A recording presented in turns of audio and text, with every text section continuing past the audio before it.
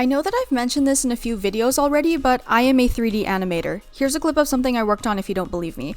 And I'll be honest, for a couple of years now, all the news I've been hearing about animation was pretty bleak.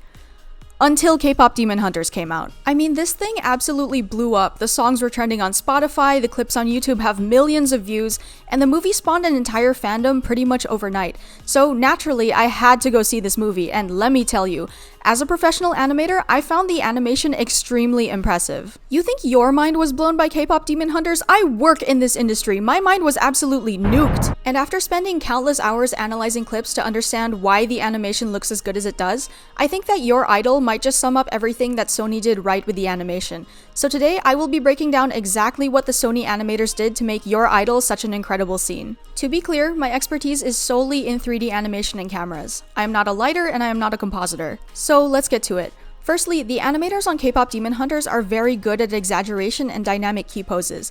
Key poses are the backbone of any animated movement since they define exactly what the character is doing. And because the poses in your idol are so exaggerated, that makes every movement incredibly clear. Pick any shot in your idol and pause every time the characters change poses.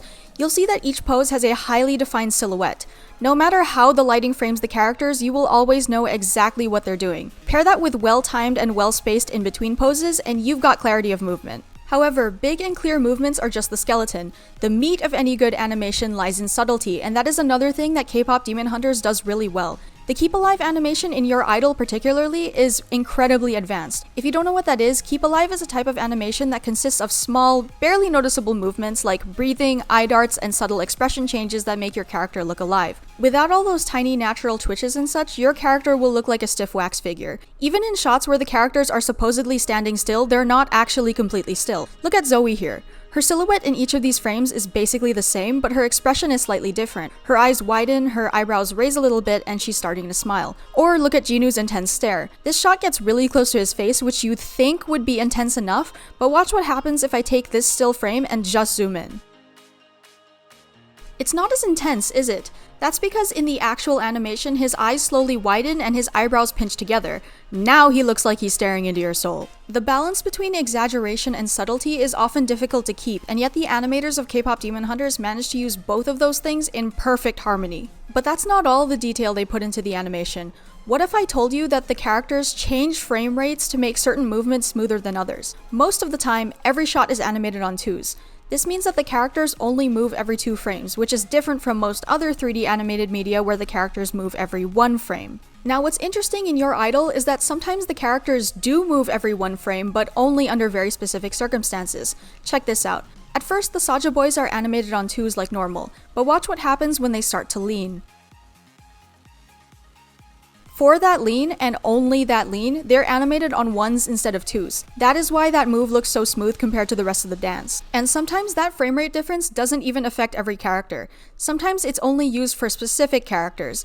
In Jinu's section of the dance, all of the Sacha boys are animated on 2s except Jinu. He's animated on 1s. This gives his gestures a much smoother quality than everybody else's. In gamer terms, the other Sacha boys are moving at 12 FPS while Jinu is at 24. By the way, I tried out what I thought was Sony's frame rate technique, but it came out a lot less polished than I intended.